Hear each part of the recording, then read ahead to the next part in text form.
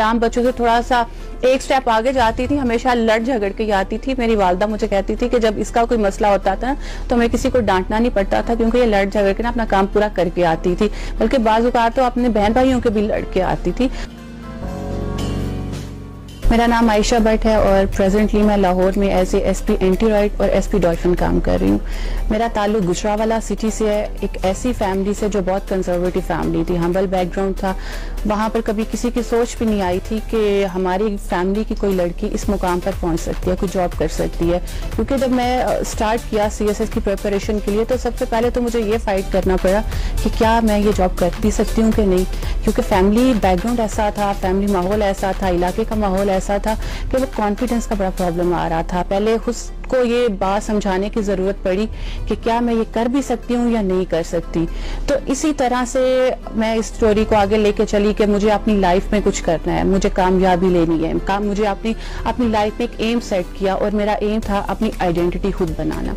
मैं ये चाहती थी कि मुझे मेरे नाम से बुलाया जाए, मुझे मेरे नाम से पहचाना जाए, मेरे पेरेंट्स मेरे नाम से जाने जाएं, क्योंकि एक ऐसा माहौल हमारे यहाँ, सिर्फ ये नहीं मेरे घर का माहौल बल्कि पूरे इलाके का माहौल ऐसा था कि जहाँ पर ये समझा जाता था कि खानदान की जिम्मेदारी सिर्फ बेटों के सर पर होती है, बेटों की वजह से ही नेक नामी कमाई जाती है या घर को आगे बेटे लेकर ही चलते हैं।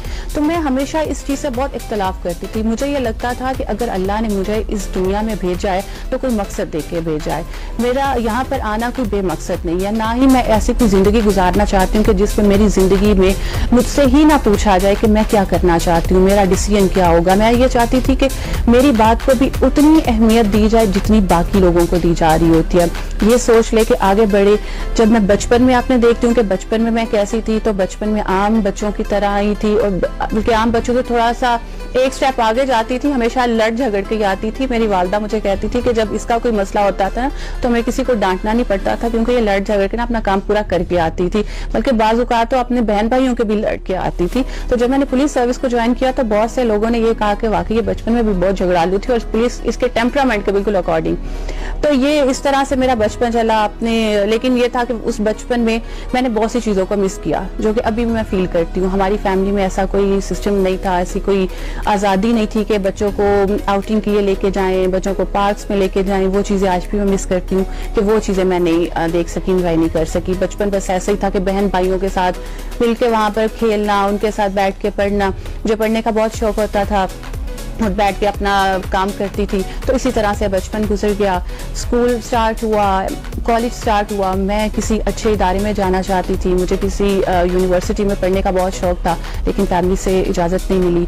मैंने एज ए एक्सटर्नल स्टूडेंट अपनी एजुकेशन को कंप्लीट किया। बहुत दिल में फील होता था कि मैं ये सब करना चाहती हूँ लेकिन मुझे इजाज़त नहीं दी जा रही। बाज़ औक़ात प्रॉब्लम आ जाती थी कि हमारा कल्चर नहीं है, हमारी यहाँ की नॉर्म्स नहीं है। बाज़ औक़ात प्रॉब्लम आ जाती थी कि हम अफोर्ड नहीं कर सकते। बाज़ औक़ात ये प्रॉब्लम आ जाती थी कि जी हम दूसरों पर ट्रस्ट नहीं करते, सोसाइटी पर ट्रस्ट नहीं करते। तो ये सारी हर्डल्स मैंने फेस की, लेकिन इसमें एक चीज़ पे मुझे एतमाद था कि अल्लाह मुझे ज़रूर कामयाब करेगा। इसी एक एतमाद को लेके, यकीन को लेके आगे चली, CSS की तैयारी की, अल्लाह ने उसमें मुझे कामयाबी से नवाजा और आज मैं आपके सामने एज ए SP काम कर रही हूँ।